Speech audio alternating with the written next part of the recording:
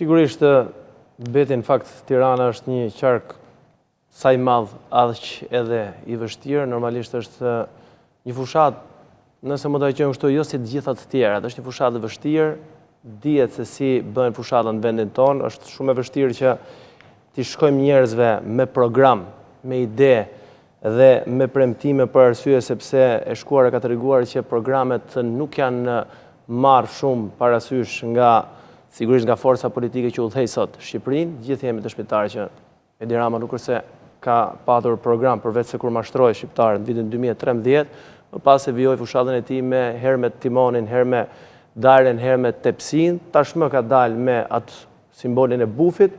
Dikush e këshilloi dhe i tha që nuk pinë më ujë, nëse më ta quajmë kështu, në gjuhën popullore, kjo pjesa e barsaletave dhe bufave të tjerë, dhe u detyrua të dalim një program që u duk sikur prezantoi programin e PD-s dhe jo programin e Partisë Socialiste.